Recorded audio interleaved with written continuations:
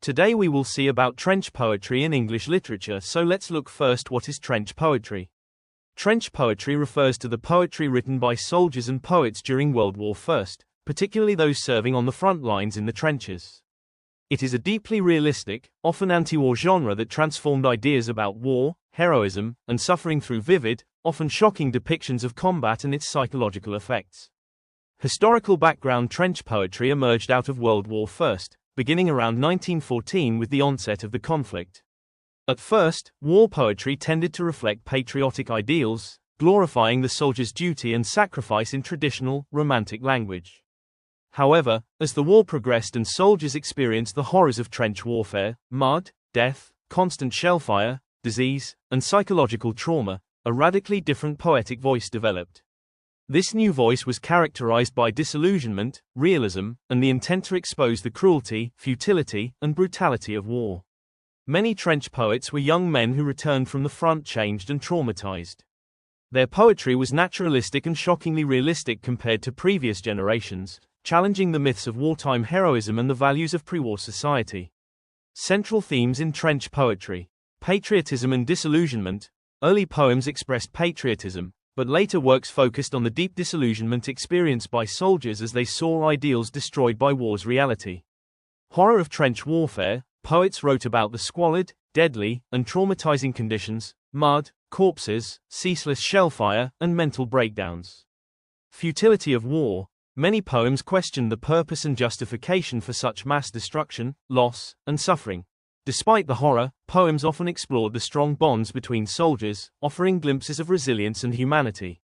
Injury and aftermath. The poetry addressed both the physical mutilation and deep psychological scars left by war, highlighting the tragedy experienced by survivors as well as the dead. Pity and loss. The sense of pity for youth destroyed and lives wasted became a defining emotional undertone, as famously articulated by Wilfred Owen. "My subject is war, and the pity of war." Prominent poets of the movement. Some of the most important trench poets include Wilfred Owen, central figure, known for Dulce et Decorum Est and Anthem for Doomed Youth, focusing on horror and pity rather than glory. Siegfried Sassoon, satirical and angry, criticized military leadership and patriotism in poems like Attack and the General. Isaac Rosenberg explored the brutality and psychological damage of war, exemplified in Dead Man's Dump.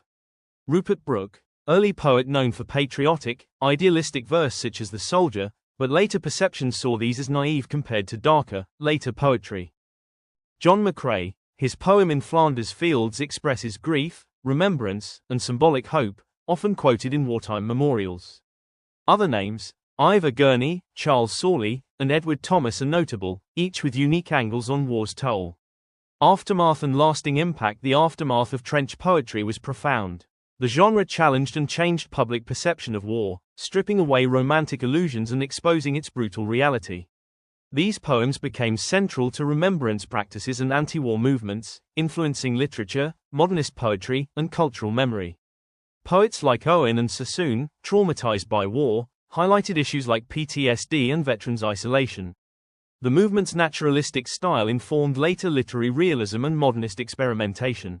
Trench poetry remains a vital part of English literary heritage, shaping the way future generations understand World War I and conflict in general.